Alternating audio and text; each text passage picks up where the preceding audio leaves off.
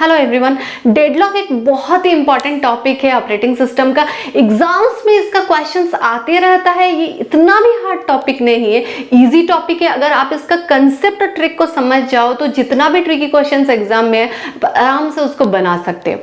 तो डेडलॉक का मतलब क्या है? अगर ऑपरेटिंग सिस्टम किसी भी कारण लॉक हो जाए, आगे प्रोसीड नहीं कर पाए, उस केस में हम लोग बोलेंगे जो सिचुएशन इज डेडलॉक।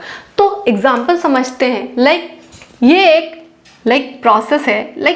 मैं क्या कर रही हूँ ना, माइक्रोसॉफ्ट वर्ड में कुछ टाइप कर रही हूँ और उसको मुझे प्रिंट करना है। ठीक है, वर्ड में I am typing anything word में और मुझे उसको प्रिंट करना है। ठीक है, I need to print it. ठीक है, अभी ये जो प्रिंटर है ये अवेलेबल नहीं है। प्रिंटर इज अवेलेबल नहीं, अभी प्रिंटर अवेलेबल नहीं। तो मेरा जो काम है वो रुक गया until I get the resource printer. जब तक मुझे प्रिंटर मेरे पास अवेलेबल नहीं होगा तब तक मेरा जो प्रिंटिंग का काम है, ये प्रोसेस अगर प्रोसेस P1 है तो ये आगे प्रोसेस नहीं कर पाएगा। क्यों? बिकॉज प्रिंटर अवेलेबल नहीं है। अभी क्या है, ये जो प्रिंटर है ये और एक प्रोसेस लेट P2 हो, ये एक प्रोसेस है। ये प्रिंटर अभी क्या P2 यूज कर रहा है इसको प्रिंट करने के लिए। ठीक है, अब P1 के पास प्रिंटर अवेलेबल नहीं, इसलिए P1 वेट कर रहा है कि कब P2 उसको प्रिंटर दे और वो प्रिंट कर सके। अभी P2 जो है वो एक और रिसोर्स के लिए वेट कर रहा है। किस रिसोर्स के लिए? यूजर इनपुट के लिए। यूजर कुछ इनपुट जब देगा तभी वो प्रिंट करेगा। जब तक यूजर इनपुट नहीं दे रहा है वो प्रिंट नहीं कर रहा है। अब ये क्या कर रहा है, प्रिंटर को ये होल्ड तो कर रहा है, इस रिसोर्स को ये होल्ड तो कर रहा है, लेकिन यूजर इनपुट इसको नहीं मिल रहा है, इसलिए ये प्रिंट नहीं कर पा रहे। तो ये भी जो प्रोसेस है वो भी हॉल्ट में है। ये भी जो प्रोसेस है ये भी हॉल्ट में है। क्यों? इसके पास प्रिंटर अवेलेबल नहीं है। इसके पास तो प्रिंटर अवेलेबल है लेकिन यूजर इनपुट अवेलेबल नहीं है। इस कंडीशन को बोलते हैं डेडलॉक। जब दो प्रोसेस हॉल्ट पोजीशन में आए, आधा बीच में in the work, middle of the work, दो प्रोसेस हॉल्ट हो जाए, रुक जाए, इसका रिसोर्स इसके पास अवेलेबल नहीं, इसका रिसोर्स इसके पास अवेलेबल नहीं है, उस कंडीशन को हम लोग बोलते हैं डेडलॉक। ओके, आई होप ये कंसेप्ट आपको समझ आ गया रहेगा। अभी थोड़ा सा आगे इस डायग्राम की तरफ चलते हैं और इस डायग्राम में हम लोग समझते हैं कि आखिर डेडलॉक किस तरह से काम करता है। ठीक है, ये जो डायग्राम है, P1 एक प्रोसेस है, ठीक है, P2 एक और प्रोसेस है, P3 एक और प्रोसेस है। प्रोसेस मतलब क्या? कंप्यूटर में कोई भी आप काम कर रहे हो तो उसको ऑपरेटिंग सिस्टम लैंग्वेज में प्रोसेस बोलते हो। लाइक मैं गाना सुन रहा हूँ, वर्ड में कुछ लिख रहा हूँ या फिर कोई प्रोग्रामिंग कर रहा हूँ, वो एक एक प्रोसेस हो गया। ठीक है, तो P1 एक प्रोसेस है, P2 एक प्रोसेस है, P3 एक प्रोसेस है। R1 क्या है? एक रिसोर्स है। लेट R1 प्रिंटर रिसोर्स है। R2 एक और रिसोर्स है। ठीक है, R3 एक और रिसोर्स है। ठीक है, तो P1 P2 P3 तीनों प्रोसेस हो गया और ये तीनों रिसोर्स हो गया। ठीक है, अब ये जो कंडीशंस में बोलूंगी अच्छे से समझना ये कंडीशन क्या है। ठीक है, क्योंकि आगे चल के RAG रिसोर्स एलोकेशन ग्राफ में ये जो कंडीशन, ये जो डायग्राम का मैं अभी एक्सप्लेन करूंगी वो यूज में आएगा। तो तीनों प्रोसेस हो गया। हमेशा याद रखना, प्रोसेस को राउंड शेप में रिप्रेजेंट करना है, रिसोर्स को रेक्टेंगल शेप में रिप्रेजेंट करना है। अभी ये जो एरो मार्क है ये रिसोर्स से स्टार्ट हो रहा है और मार्क इसका एंड हो रहा है कहाँ? प्रोसेस पे। ठीक है, the arrow is in process. तो इस एरो मार्क का मतलब ये है, सपोज ये प्रिंटर है, सपोज ये रिसोर्स जो है प्रिंटर है और इस प्रिंटर को जो प्रोसेस P1 है वो असाइंड है या फिर P1 इसको होल्ड किया हुआ है। ठीक है, इस printer is assigned to P1 और printer is hold by P1। ठीक है, प्रिंटर जो है वो P1 को अवेलेबल है। ठीक है, मतलब P1 चाहे तो कुछ भी प्रिंट कर सकता है। ठीक है, फिर R2 में लोग कुछ दूसरा रिसोर्स है। तो ये जो लाइक ये CPU का टाइम है, CPU टाइम है, CPU टाइम है। तो अभी ये जो रिसोर्स है R2, यहाँ से एरो मार्क अगर प्रोसेस का तरफ जाकर रुकता है, मतलब ये जो रिसोर्स है ये क्या P2 को असाइंड है, मतलब ये रिसोर्स P2 को अवेलेबल है। ठीक है, नेक्स्ट आ जाए ये में, इसमें क्या है? R3 जो रिसोर्स है वो P3 को अवेलेबल है। क्यों? एरो मार्क रिसोर्स से स्टार्ट हुआ है और P3 में एंड हो रहा है, मार्क P3 की तरफ है। तो R3 जो रिसोर्स है वो अवेलेबल है किसको? P3 को। ठीक है, अब नेक्स्ट लाइन की तरफ चलते हैं। दिस लाइन, इस लाइन का मतलब क्या है? जस्ट इस एरो मार्क का ऑपोजिट है ये एरो मार्क। क्या है? P1 से स्टार्ट हुआ है लाइन और R2 पे एंड हुआ है और जो एरो मार्क है वो R2 पे खत्म हुआ है। इसका मतलब क्या है, ये P1 जो है R2 रिसोर्स को नीड कर रहा है, it want this resource but this resource is not available to P1, P1 is waiting for this R2 resource. जब स्टार्ट होगा प्रोसेस से लाइन, एंड होगा रिसोर्स में एरो मार्क, उस केस में क्या है कि P1 को ये रिसोर्स अवेलेबल नहीं है, P1 is waiting for this resource, just इसका ऑपोजिट है। उसी तरह से P2 से स्टार्ट हो रहा है लाइन, R3 पे एंड हो रहा है एरो मार्क, इसका मतलब P2 is waiting for R3 resource, R3 resource को अवेलेबल नहीं है। उसी तरह से P3 से स्टार्ट हो रहा है एरो मार्क और R1 में एंड हो रहे हैं, मतलब P3 is waiting for R1 resource. तो ये जस्ट दो एरो मार्क का कंसेप्ट है, किस तरफ से कहाँ एरो मार्क जा रहा है। अगर इस तरह का एरो मार्क है तो वेटिंग कर रहा है रिसोर्स के लिए, इस तरह से अगर रिसोर्स से प्रोसेस को एरो मार्क है तो वो रिसोर्स जो है वो अवेलेबल है, ठीक है। तो ये जो कंडीशन हो गया, ये जो टोटल डायग्राम हो गया, इसको क्या बोलते हैं, RAG और what is resource allocation graph. इस ग्राफ को बोलते हैं क्या, RAG, रिसोर्स एलोकेशन ग्राफ, ठीक है। अब इस कंप्लीट ग्राफ को थोड़ा सा देखो, स्टार्ट हो रहा है यहाँ से, मैं यहाँ से एरो मार्क स्टार्ट कर रही हूँ, यहाँ तक गया, फिर यहाँ से स्टार्ट हुआ यहाँ तक आया, फिर यहाँ से लाइन स्टार्ट हुआ यहाँ तक गया, फिर यहाँ से लाइन स्टार्ट आ गया यहाँ तक गया, फिर R3 से स्टार्ट होगा P3 गया, फिर P3 से स्टार्ट हुआ R1 पे एंड हुआ। तो ये जो टोटल है लाइन एक साइकिल फॉर्म कर रहा है, एक साइकिल फॉर्म कर रहा है। कहाँ से फॉर्म कर रहा है साइकिल, ये कहाँ से फॉर्म कर रहा है साइकिल, फ्रॉम R1 से लेके P1, फिर P1 से लेके R2, फिर R2 से लेके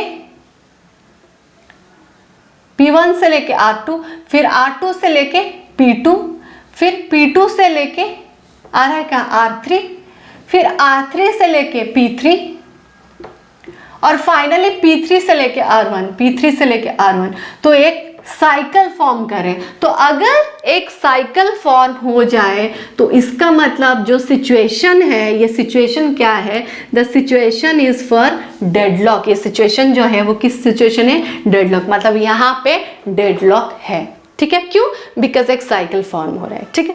इस कंडीशन में अगर कोई रिसोर्स किसी रिसोर्स को होल्ड कर रहा है, एक रिसोर्स को होल्ड कर रहा है और किसी और रिसोर्स के लिए वेट कर रहा है, लाइक P1 R1 को होल्ड कर रहा है, R2 के लिए वेट कर रहा है, ऐसा कंडीशन अगर आ जाए तो उस कंडीशन में, या फिर एक साइकिल फॉर्म हो जाए तो उस कंडीशन में हम लोग क्या बोलेंगे, हम लोग बोलेंगे कि एक डेडलॉक है, ठीक है। लेकिन इसका एक और कंडीशन भी है, लाइक मान लो ये प्रिंटर जो है, सपोज प्रिंटर 1 है, प्रिंटर 2 है, ठीक है। ये जो है P1 जो है, पहला प्रिंटर जो P1 है, ठीक है, इस प्रिंटर को होल्ड किया है, तो P2 प्रिंटर तो अवेलेबल है ना, P2 प्रिंटर तो अवेलेबल है। अभी अगर प्रिंटर इसको चाहिए, ये प्रिंटर किसको चाहिए, प्रिंटर P3 को चाहिए, तो ये P2 जो प्रिंटर है इसको तो P3 यूज कर सकता है, ठीक है। उस केस में अगर साइकिल फॉर्म हो भी रहा है, इन दैट केस अगर रिसोर्स मोर देन 1 है, अगर रिसोर्स मोर देन 1 है, ठीक है, पहला जो कंडीशन है उसमें एक रिसोर्स है, एक ही प्रिंटर है, ठीक है। अगर मोर देन 1 रिसोर्स है, उस कंडीशन में अगर एक साइकिल फॉर्म हो रहा है तो साइकिल एक नेसेसरी कंडीशन है डेडलॉक के लिए, लेकिन सफिशिएंट कंडीशन नहीं है। तो अगर इस केस में अगर दो, मान लो इसका अवेलेबिलिटी तीन R2 जो है, R21, R22, R23 3 रिसोर्स हो इसका, फिर R3 का भी 2-3 रिसोर्स हो, उस केस में अगर साइकिल फॉर्म हो रहा है तो डेडलॉक हो भी सकता है, डेडलॉक नहीं भी हो सकता है, ठीक है। तो डेडलॉक का दोनों कंसेप्ट समझ आ गया। पहला क्या है, एक रिसोर्स है, अगर एक रिसोर्स है तो सिर्फ साइकिल में डेडलॉक होगा, मोर देन रिसोर्स है तो वो एक नेसेसरी कंडीशन है बट सफिशिएंट कंडीशन नहीं है, ठीक है। समझ में आ गया ये चीज। अब सफिशिएंट कंडीशन क्या है, किस तरह से पता चलेगा कि साइकिल तो है लेकिन एक्चुअल में डेडलॉक हो रहा है कि नहीं, वो किस तरह से पता चलेगा। तो सफिशिएंट कंडीशन है वो ये 4 है, mutual exclusion, hold and wait, no preemption, circular wait, ठीक है।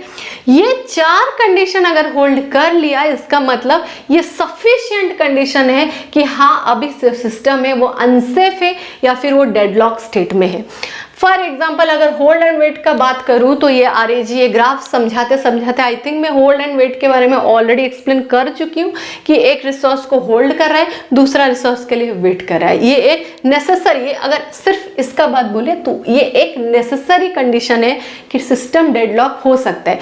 मगर ये 4 कंडीशन अगर किसी में फुलफिल हो जाए तो पक्का सिस्टम अनसेफ है और डेडलॉक होना ही होना है। ठीक है, तो I think hold and wait तो सबको समझ में आ गया। Second number condition mutual exclusion क्या है? म्यूचुअल एक्सक्लूजन कंडीशन यही है, लाइक एक प्रोसेस है, ठीक है, और ये एक रिसोर्स है R1, ठीक है।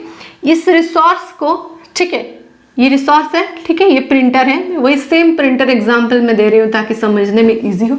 ये प्रिंटर है, ठीक है। अब P1 जो है वो R1 को क्या कर रहा है, डायरेक्शन ऑफ इसका थोड़ा सा चेंज कर देते हैं डायरेक्शन। जो P1 प्रोसेस है वो इस तरह से कर देते हैं, ठीक है।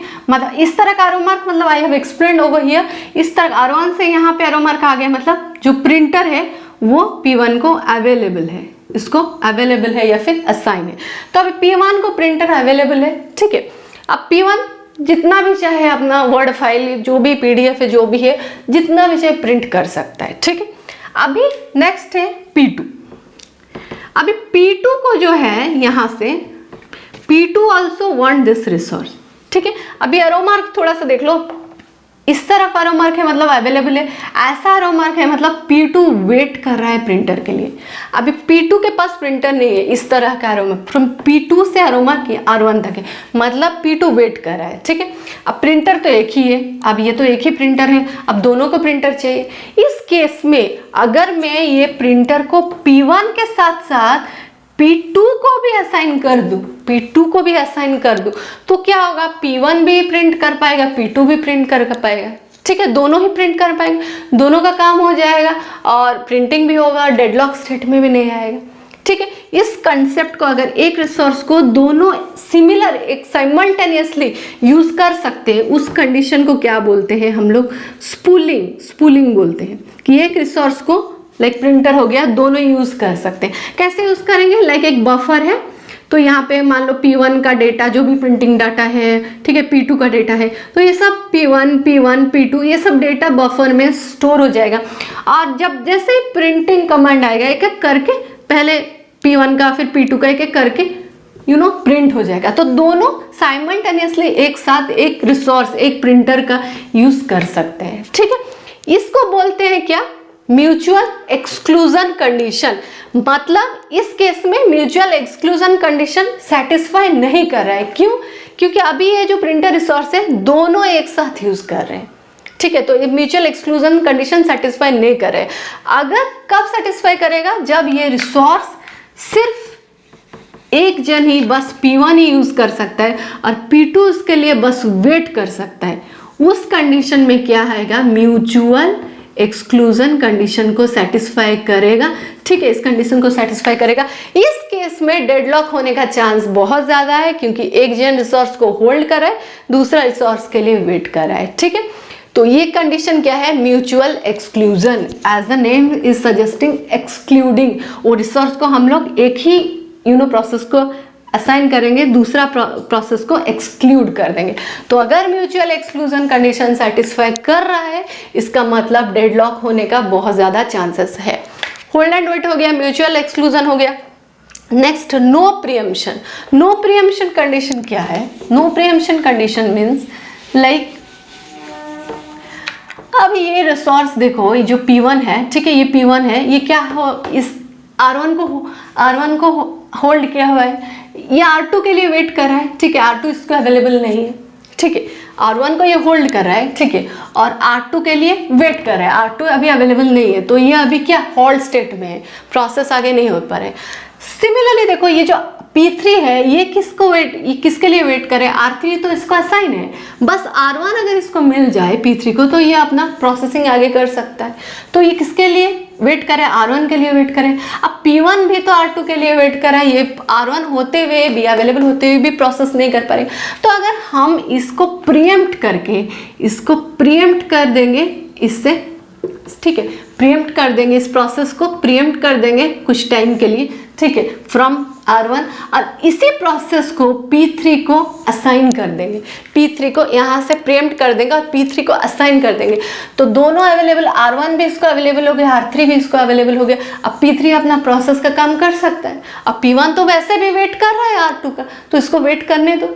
तो इसका क्या हो गया, प्रीएम्प्ट करना हो गया, आई हैव प्रीएम्प्टिंग द प्रोसेस, ठीक है। इस प्रोसेस को इससे ले जाके किसी और को असाइन कर देना है, क्यों, बिकॉज ये भी वेटिंग स्टेट में है।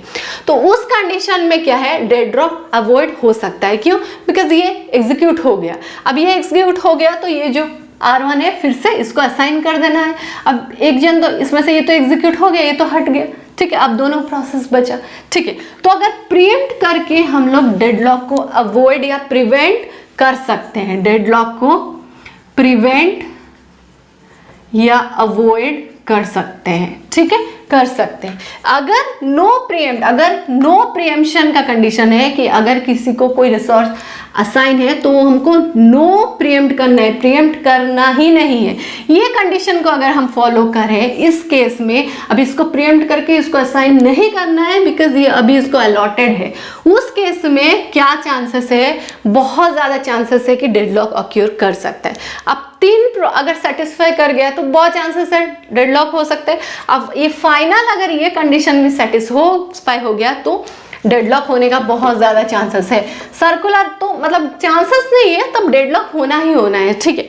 तो सर्कुलर रेट क्या हो गया, सर्कुलर रेट क्या हो गया, ये एक रिसोर्स है। What is the meaning of circular rate, ये एक रिसोर्स है, ये एक रिसोर्स है, ये एक रिसोर्स है, इस तरह से रिसोर्स है, ठीक है। इसको नंबरिंग कर देते हैं 1 2 3 ऐसे नंबरिंग कर देते हैं। तो हाई प्रायोरिटी क्या है, 1 है, प्रायोरिटी वाइज नंबर कर देते हैं, प्रायोरिटी वाइज। तो सबसे हाई प्रायोरिटी 1 है, फिर 2 है, फिर 3 है, फिर 4 है, अगर आगे भी रिसोर्स है तो इसका मतलब वो क्या है ना, अगर कोई प्रोसेस यहाँ पे अवेलेबल है तो जो सबसे हाई प्रायोरिटी रिसोर्स है वो उसको असाइन होगा।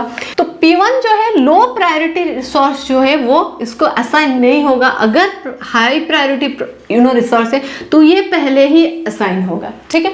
अब P2, ये मान लो अगर R1 है, P1 को असाइन हो गया, P2 है तो ये इसका नेक्स्ट प्रायोरिटी किसका है, ये हाई है तो ये इसको असाइन होगा। P3 है, नेक्स्ट प्रायोरिटी किसका है, ये 3 हाई है, ये तो असाइन हो गया, इसको हाई असाइन होगा। फिर P4 है, इसको असाइन होगा, इस तरह से असाइन होगा। मान लो एक और, मान लो P3 अभी असाइन नहीं है, P3 असाइन नहीं है, ठीक है। तो P4 ये दिस प्रोसेस P3 जो है वो R4 resource, it wants this resource, तो अभी ये रिसोर्स इसको असाइन नहीं हो सकता है, क्यों, बिकॉज इससे एक हाई प्रायोरिटी प्रोसेस जो है, इसका प्रायोरिटी नंबर 3 है, ये अवेलेबल है, तो पहले इसे असाइन करना है तभी नेक्स्ट प्रायोरिटी प्रोसेस को जाना है। ये अगर किसी भी प्रोसेस ने अपने आप को ले लिया, मान लो ये P4 भी है, अगर ये इस प्रोसेस को ले लिया तो फिर नेक्स्ट P4 जो है ये इसको असाइन हो पाएगा। तो प्रायोरिटी वाइज असाइन करना है। ये कंडीशन क्या होता है, ये कंडीशन अगर सेटिस्फाई हो गया, ठीक है, अगर ये कंडीशन सेटिस्फाई हुआ तो डेडलॉक को प्रिवेंट किया जा सकता है। अगर इस तरह का कंडीशन नहीं है तो फिर बहुत ज़्यादा चांसेस है कि डेडलॉक हो जाए।